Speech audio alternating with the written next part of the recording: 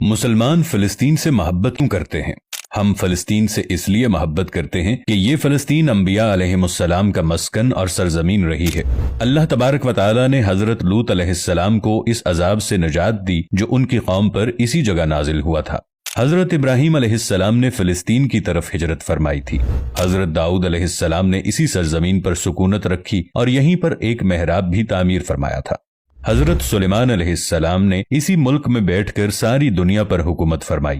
چیونٹیوں کا وہ مشہور قصہ جو قرآن پاک کی سورۃ النمل میں درج ہے، جس میں ایک چیونٹی نے اپنی باقی ساتھیوں سے کہا تھا کہ اے چیونٹیوں اپنے بلوں میں گھس جاؤ، مبادا کہ حضرت سلیمان علیہ السلام کے گھوڑے تمہیں کچل نہ ڈالیں۔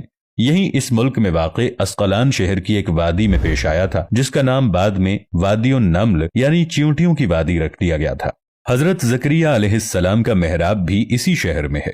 حضرت موسیٰ علیہ السلام نے اسی ملک کے بارے میں اپنے ساتھیوں سے کہا تھا کہ اس مقدس شہر میں داخل ہو جاؤ۔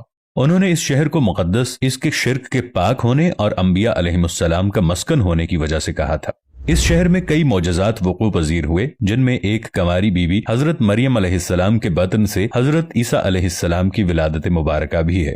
حضرت عیسیٰ علیہ السلام کو جب ان کی قوم نے قتل کرنا چاہا تو اللہ تبارک و تعالی نے انہیں اسی سرزمین سے آسمان پر اٹھا لیا تھا۔ قیامت کی علامت میں سے ایک حضرت عیسیٰ علیہ السلام کا زمین پر واپس تشریف لانا اسی شہر کے مقام سفید مینار کے پاس ہوگا۔ اسی شہر کے ہی مقام باب لد پر حضرت عیسیٰ علیہ السلام مسیح دجال کو قتل کریں گے۔ فلسطین ہی ارض محشر ہے۔ اسی شہر سے ہی یاجوج ماجوج کا زمین میں قتال اور فساد کا کام شروع ہوگا۔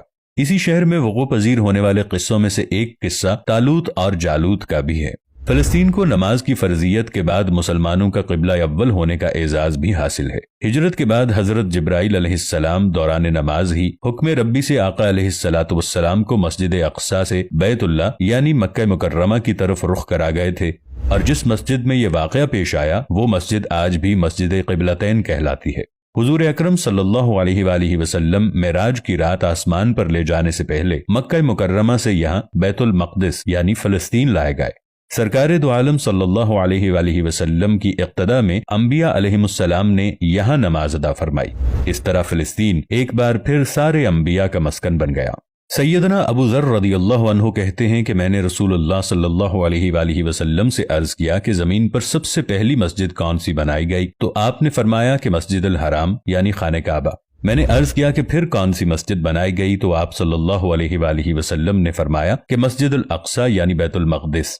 میں نے پھر عرض کیا کہ ان دونوں کے درمیان کتنا فاصلہ تھا؟ آپ صلی اللہ علیہ وآلہ وسلم نے فرمایا کہ 40 برس کا، اور تو جہاں بھی نماز کا وقت پالے وہیں نماز ادا کر لے، پس وہ مسجد ہی ہے۔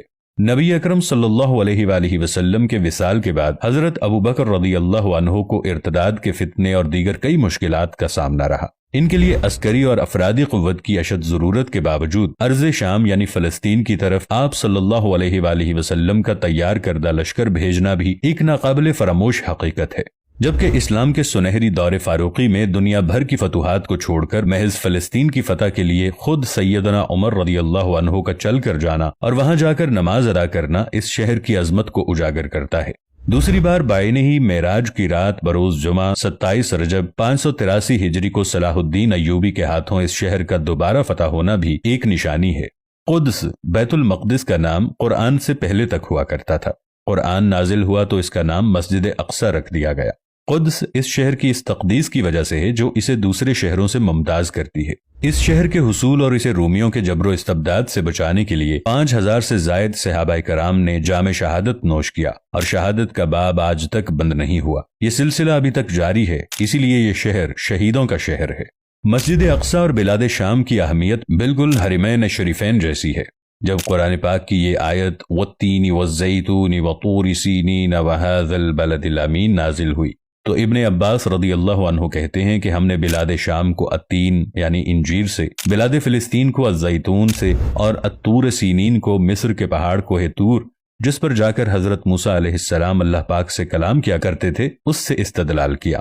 اور قرآن پاک کی یہ آیت مبارکہ وَلَقَدْ كَتَبْنَا فِي الزَّبُورِ مِن بَعْدِ الذِّكْرِ أَنَّ الْأَرْضَ يَرِثُهَا عِبَادِيَ الصَّالِحُونَ، اس آیت سے یہ استدلال لیا گیا کہ امت محمد حقیقت میں اس مقدس سرزمین کی وارث ہے، جبکہ فلسطین کی عظمت کا اندازہ اس بات سے بھی لگایا جا سکتا ہے यहाँ पर पढ़ी जाने वाली हर नमाज का अज्र 500 गुना बढ़ा कर दिया जाता है।